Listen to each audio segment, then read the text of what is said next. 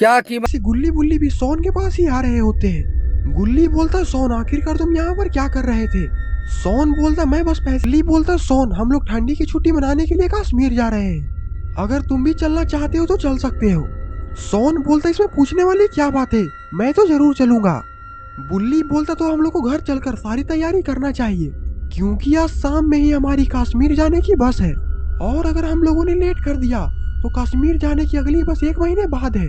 सोन बोलता, तो जल्दी यहाँ से भागो, अभी हम लोग को बहुत ज्यादा पैकिंग करना है।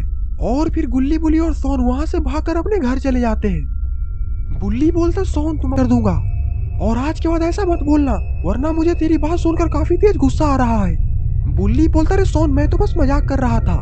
सोन बोलता, आज के बाद ऐसा मजाक मत करना, अब मैं जा रहा हूँ फ्रेश होने। और अब इन लोगों ने पैकिंग कर लिया है और सारे लोग कश्मीर जाने के लिए बिल्कुल तैयार हो चुके हैं।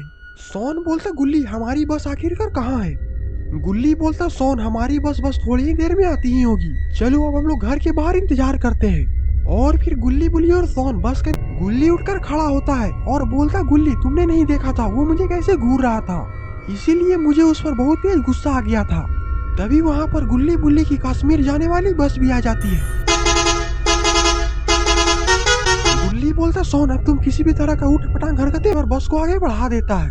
गुल्ली बोलता, सोन कश्मीर में तो बहुत ही ज्यादा मजा आएगा, मैंने तो ये भी सुना है कि यहाँ पर बहुत सारे बर्फ गिरते हैं। बुल्ली बोलता, हाँ गुल्ली तुम बिल्कुल सही बोल रहे हो, लेकिन आखिरकार ये बस का ड्राइवर हमें कौन से रास्ते से लेकर जा रहा है की बातें हैं, तुम लोग को कुछ नहीं होगा। तभी बस के ड्राइवर बस को वहीं पर रोक देता है। गुल्ली बोलता, आखिरकार क्या हुआ, तुमने बस को यहाँ पर क्यों रोक दिया? बस का ड्राइवर बोलता, लगता है कि बस का टायर पंचर हो चुका है, अब जल्दी से मुझे उसे ठीक करना पड़ेगा।